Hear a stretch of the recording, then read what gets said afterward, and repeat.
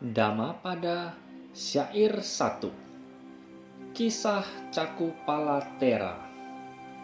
Suatu hari, Cakupalatera berkunjung ke wihara Jetawana untuk melakukan penghormatan kepada Buddha. Malamnya saat melakukan meditasi jalan, sang Tera tanpa sengaja menginjak banyak serangga sehingga mati.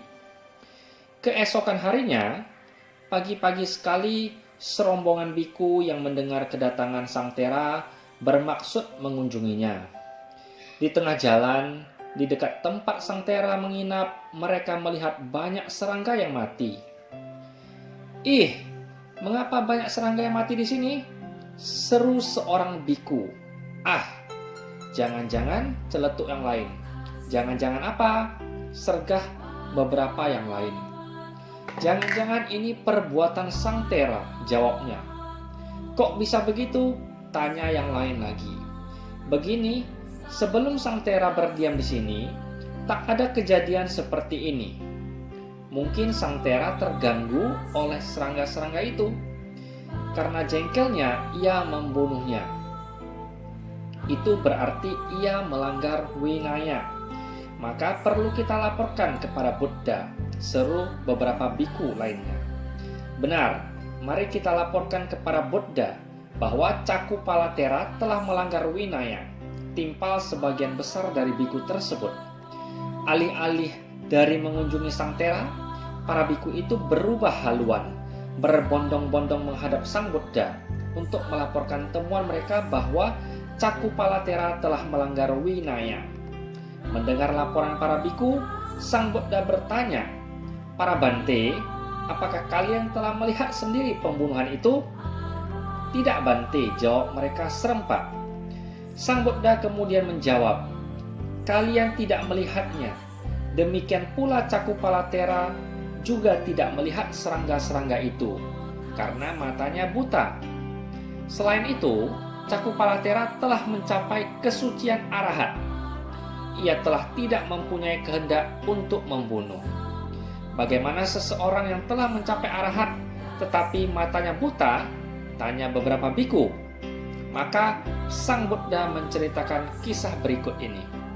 Pada kehidupan lampau, Cakupalatera pernah terlahir sebagai seorang tabib yang handal.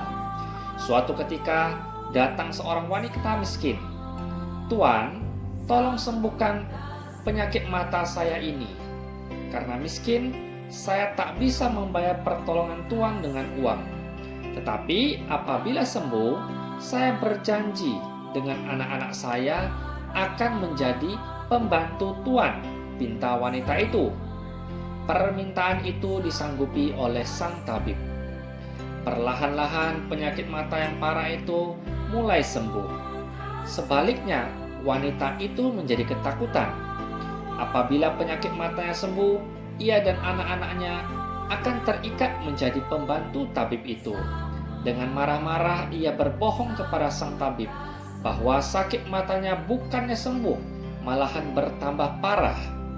Setelah diperiksa dengan cermat, sang tabib tahu bahwa wanita miskin itu telah berbohong kepadanya. Tabib itu menjadi tersinggung dan marah, tetapi tidak diperlihatkan kepada wanita itu. "Oh, kalau begitu, akan kuganti obatmu," demikian jawabnya.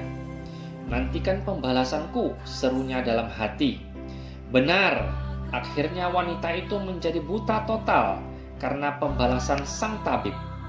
Sebagai akibat dari perbuatan jahatnya, tabib itu telah kehilangan penglihatannya pada banyak kehidupan selanjutnya.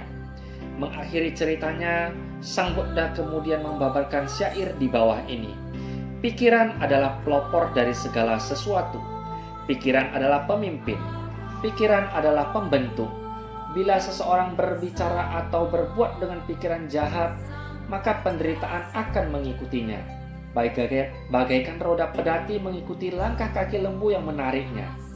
Pada saat khotbah Dharma berakhir, di antara para biku yang hadir, ada yang terbuka mata batinnya dan mencapai tingkat kesucian arahat dengan mempunyai kemampuan batin analitis pandangan terang atau patisambhida.